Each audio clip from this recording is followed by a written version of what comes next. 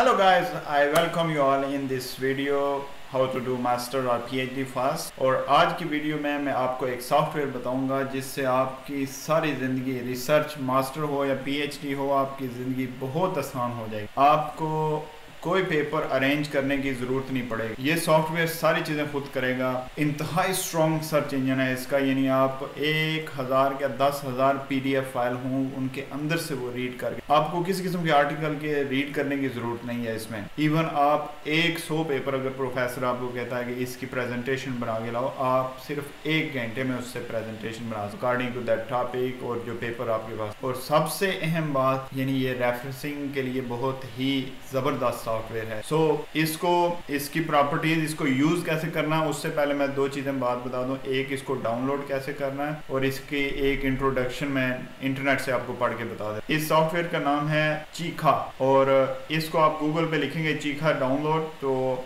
आपने जो पहला रेफरेंस इसका लिंक होगा ये सॉफ्टनिक से, वहाँ से डाउनलोड करना है। वेबसाइट इनकी इतनी अपग्रेड नहीं है क्योंकि बहुत पुराना सॉफ्टवेयर है, किसी ने बनाया था, वो भी रिसर्चर था PhD, तो उसका भी मैं आपको इंट्रोडक्शन करा देता। तो यहाँ से आपने डाउनलोड कर लेना है। मेरे पास ऑलरेडी डाउनलोड है।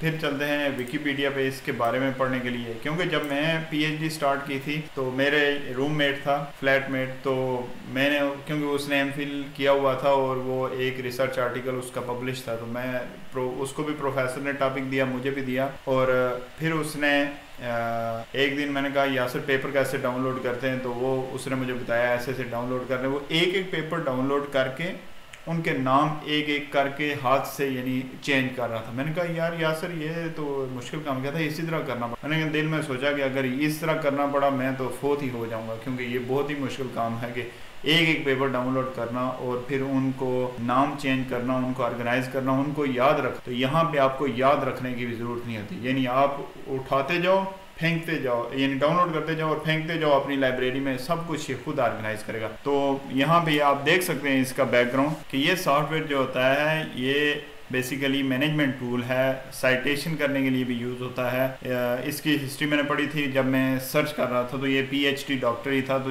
जो उसको सफरिंग हुई 2001 या 2 में, जो उसको सफरिंग हुई ड्यूरिंग रिसर्च, तो उसने बाद में एक सॉफ्टवेयर डेवलप किया, ये सब काम करेगा। तो यहाँ पे ये छोटा सा इंट्रोडक्शन था इसका। तो मैनेजमेंट टूल है आपकी PDF। तो अभी चलते हैं हम सॉफ्टवेयर पे।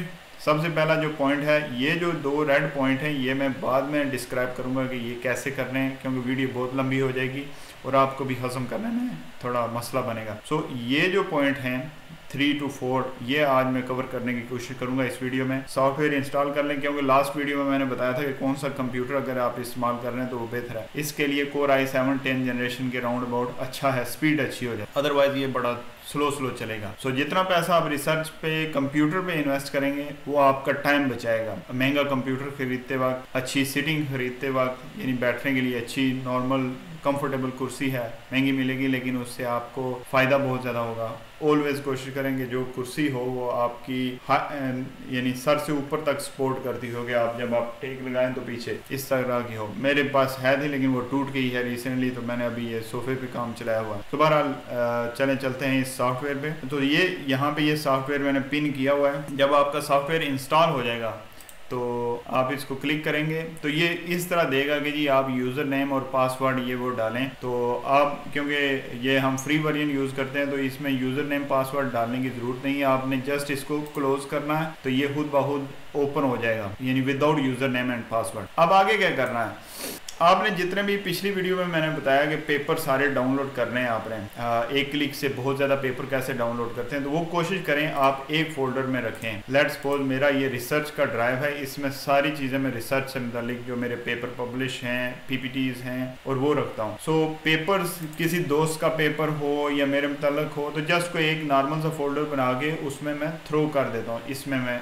थ्रो कर देता हूँ। तो या इसके अंदर जितने मर्जी आप फोल्डर बना लें, तो जितने मर्जी जिस तरह मर्जी फेंकें, ये खुद आपको उठा के ढूंढ कर देगा। वो टेंशन आप लेंगे पेपर गया कहाँ, पेपर नहीं इधर से घूमता, जो मर्जी आपने बस लाइक इसमें 8 GB के पेपर हैं।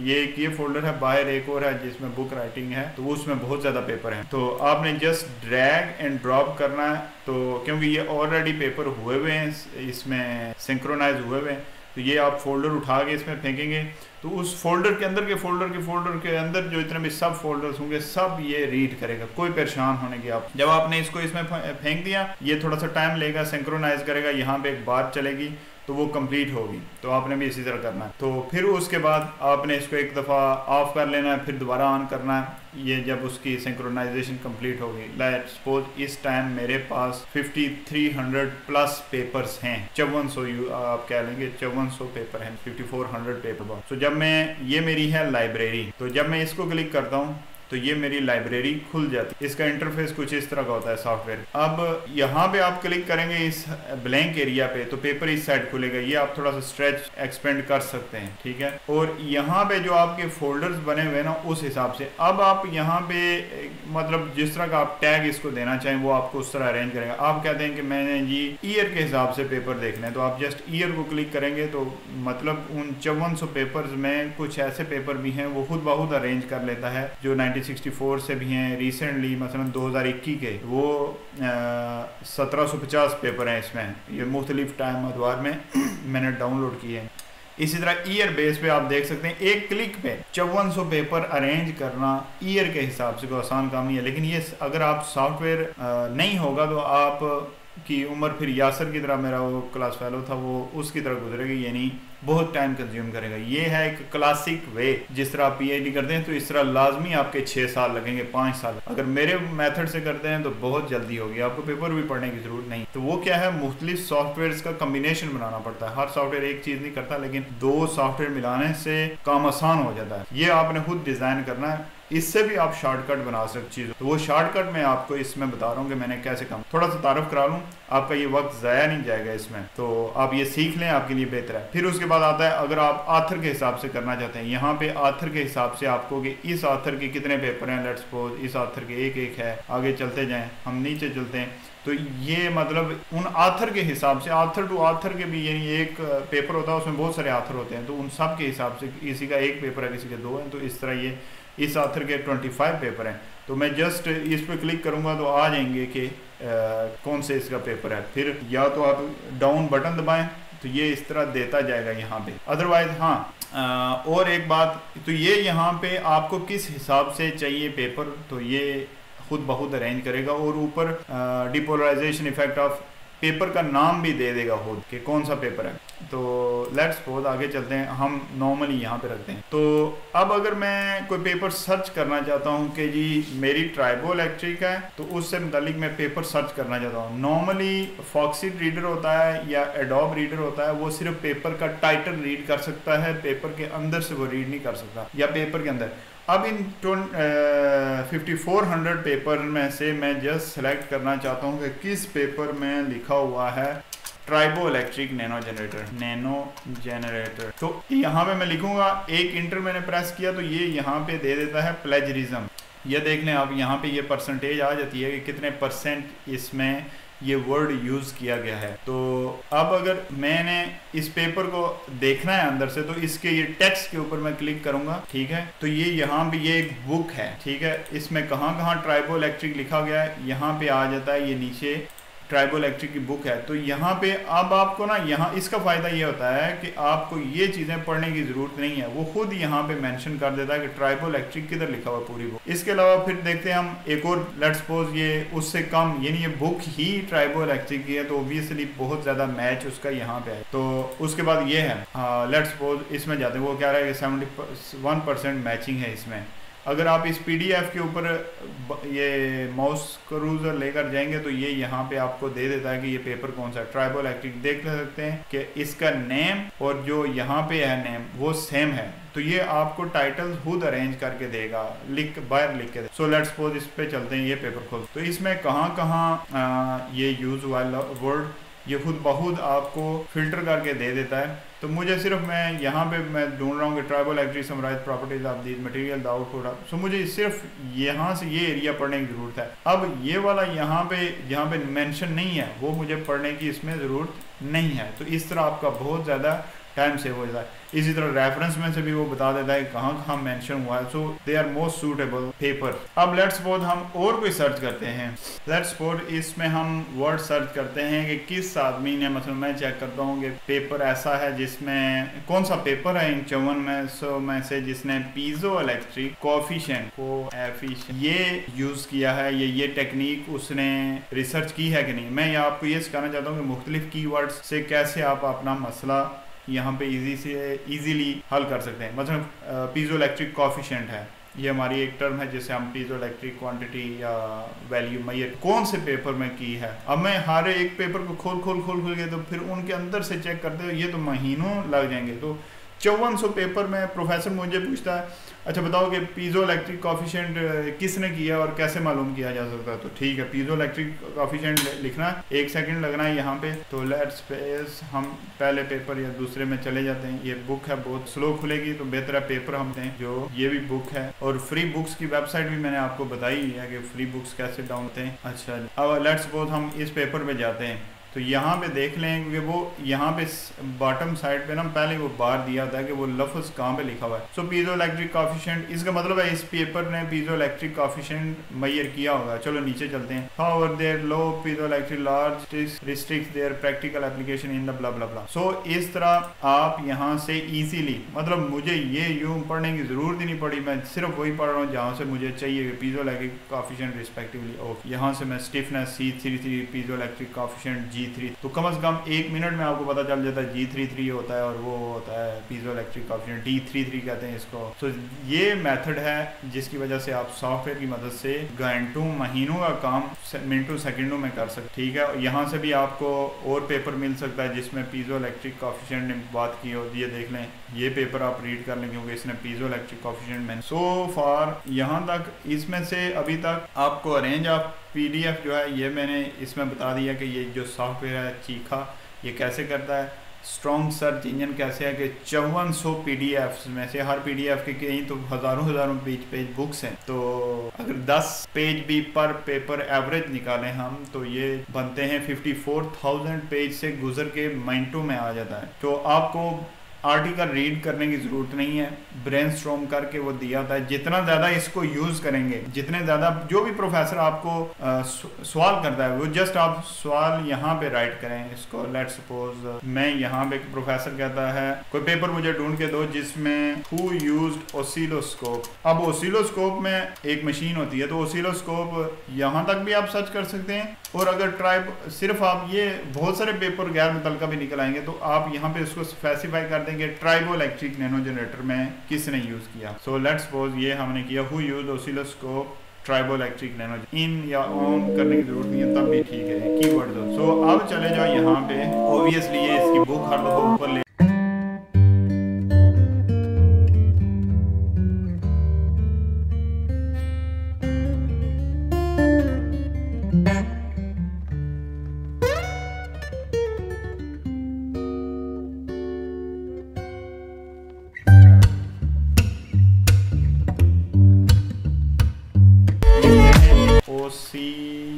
अच्छा जी, ये कह रहा है ये ओसिलोस्कोप। अच्छा, ये इसका पूरा PDF पड़ा हुआ है। तो लेट्स सपोज हम किसी पेपर पे चलते, हाँ ये वाला। तो अब हम मैं इस पे करूँगा क्लिक, ये खुलेगा। तो आपको पेपर स्क्रोल करने की ना ऐसे नीचे जाने की भी जरूरत नहीं है, जस्ट वो जहाँ पे लिखा हुआ है ना ओसिलोस्कोप वो नीचे ले आता है जी figure 3 the output performance measured by digital oscilloscope. अच्छा ठीक है, फिर और कहाँ पे, ये जी ओसिलोस्कोप मशीन होती है तो ओसिलोस्कोप विद फिर ये है, फिर ये है। अब यहाँ पे पहले मैंने क्या किया, मैंने सारे पेपर डाउनलोड किए अंधाधुन, जिस तरह वो मेरी पिछली आप वीडियो देख लें, मैं डिस्क्रिप्शन में लिंक डाल देता हूँ कि पेपर कैसे डाउनलोड करते हैं, एक क्लिक से 100 पेपर कैसे डाउनलोड हो। तो उसके लिए आपको यूनिवर्सिटी का इंटरनेट चाहिए, वो वीडियो आपने लाजमी देख लें ताकि अगर आपने पेपर डाउनलोड करने की वीडियो नहीं देखी हुई तो आपको बहुत सारी चीज़ें क्लियर हो। फिर ये वाली वीडियो देखनी है, ये सॉफ्टवेयर इंस्टॉल करना है। अगर आपका कमज़ोर लैपटॉप है तो ये चीज़ें खोलेगा लेकिन स्लो खोलेगा, कि मतलब वो आप क्लिक करेंगे तो पेपर ऐसे आंखें में खोलेगा इतनी देर,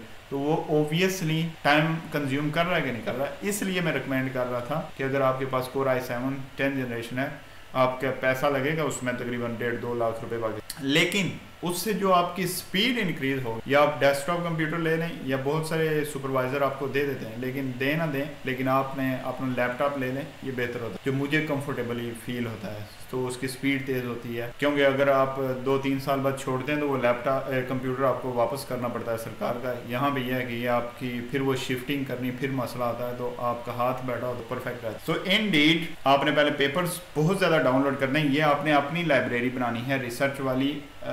जो इंटरनेट पे है वो अलग होते हैं, यहाँ पे आपने बहुत ज़्यादा, कोई दोस्त भी अगर आपको पेपर देना, जब आप कहीं भी पीएचडी स्टार्ट कर दें तो उससे कोई, यार तुमने पहले पेपर डाउनलोड किए हैं, वो पेपर मुझे इधर यूएसबी में डाल। ये इसी तरह जिस तरह हम बचपन में किसी दोस्त को यूएसबी देते हैं, इसमें कोई फिल्म डाल के दो, हम घर जाके देख। जब आप रिसर्चर बन जाते हैं तो दूसरे की लाइब्रेरी बड़ी इंपॉर्टेंट होती है कि उसके पेपर ले लेते हैं, क्योंकि उसने बड़ा टाइम लगा के डाउनलोड किए होते हैं, कीमती पेपर होते हैं बहुत ज़्यादा। तो जस्ट उससे पेपर ले लिया, अपने में लगाए, इधर चीछे में फेंके, और जनाबे वाला यहाँ पे यानी आपको इल्म उधर से मिल गया। तो किसी भी रिसर्चर से जाके पेपर ले लें, किसी दोस्त की रिसर्चर है उसकी लाइब्रेरी ले लें, तो आप पहला मकसद ये है कि बहुत सारे पेपर इकट्ठे करने हैं। तो आप जब फिर लिखेंगे ना ऑसिलोस्कोप, तो फिर आपके तो पेपर निकलेंगे जो आपने डाउनलोड किए, उसके भी पेपर ऊपर आएंगे, तो आपको ये पता चलता रहेगा ये सर्चिंग के दौरान, अच्छा ये ऑसिलोस्कोप उधर भी यूज होती है, ये XRD ऐसे कैसे करते हैं। तो आप फिर किसी दिन दोस्त से मिलोगे और आप पूछोगे, अच्छा यार तुम लोग ऑसिलोस्कोप कैसे यूज करते हो, तो वो बताएगा जी हम इस तरह यूज करते हैं, कैसे काम। तो फिर आप बाद में कोलैबोरेट कर सकते हो कि अच्छा तुम मुझे सैंपल दो, मैं इस तरह करता हूँ, ये भी कैरेक्टराइजेशन तुम हमसे। सो इनडायरेक्टली एक रिलेशन बनना शुरू हो जाता है मुख्तलिफ चीज़ों का। सो इनडायरेक्ट ये सॉफ्टवेयर है जो सारी गेम डाल सकता है, जिस तरह मैंने सारे शॉर्टकट्स आपको बताएं, इस तरह आप भी लाइफ इजी बना सकते। सो चले वापस पीपीटी चलते हैं। Read 100 paper in 1 our.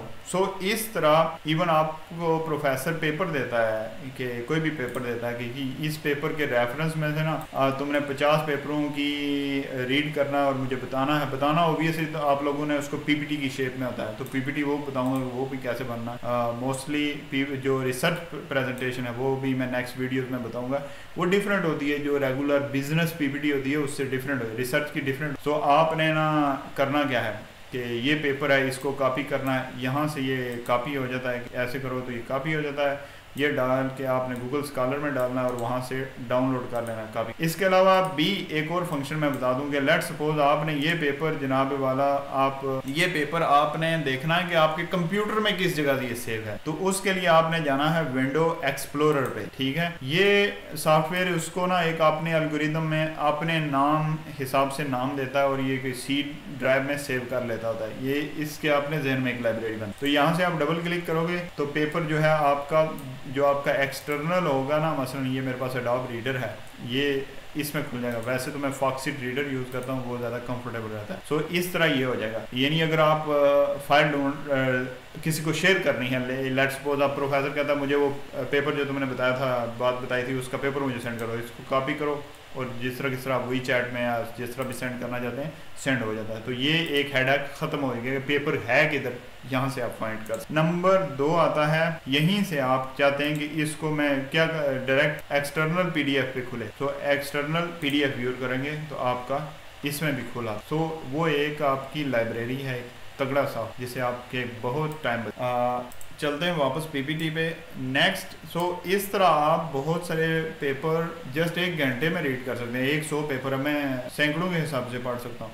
और मोस्टली ये जो सॉफ्टवेयर मेरे हाथ लगा था, मैं जब पहले साल आया था, पहले दिनों में जब पेपर डाउनलोड करने पड़े, फिर उसके बाद ये करना पड़ा, तो किया ताकि ऑर्गेनाइज हो। तो इससे मेरा बहुत टाइम से, इवन मैंने अपने दोस्तों को बताया, इवन यासर को बताया, लेकिन इतनी समझ नहीं होती। मतलब जिस तरह मैं आपको बता रहा हूँ उस तरह 100% आप एब्जॉर्ब कर लेना तो आपकी ज़िंदगी आसान हो जाएगी, लेकिन बहुत सारे लोग नहीं कर। तो कोशिश करें कि इसको ज़्यादा से ज़्यादा इस्तेमाल करें। फिर भी कोई क्वेश्चन आता है चीछा से मुतालिक, मैं पिछले 4 साल से यूज़ कर रहा हूँ, तो मुझे क्वेश्चन करें, मैं आपको नीचे कमेंट सेक्शन में जवाब दूंगा। और अगर आप ये स्टेप फॉलो करेंगे तो बहुत जल्दी PhD करेंगे और आप ज़्यादा से ज़्यादा नॉलेज और स्किल इकट्ठी कर सकते हैं, क्योंकि आपको शॉर्टकट वेज पता होना। फिर 100 पेपर्स की प्रेजेंटेशन कैसे बनाऊंगा, आज की वीडियो बहुत लंबी होती जा रही है, तो ये मैं नेक्स्ट वीडियो में रखूंगा। चैनल पे नए हैं तो सब्सक्राइब कर लें, लाइक कर दें वीडियो को, और अगर नहीं भी आप देखना चाहते तो शेयर कर दें, ताकि ये एक सदका जारिया होता है। ये कोई मास्टर या PhD आदमी है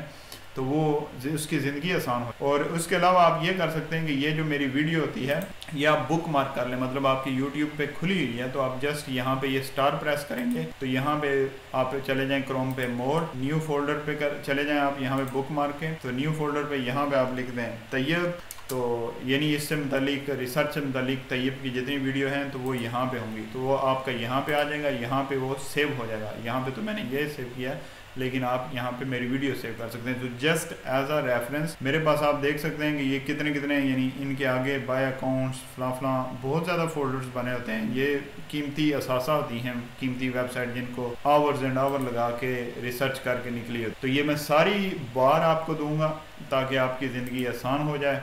ये जो लिंक्स हैं यूजफुल लिंक्स बहुत आसान हो जाए। So easy reference. फिर अगला मैं मेंडले भी टीच करूंगा।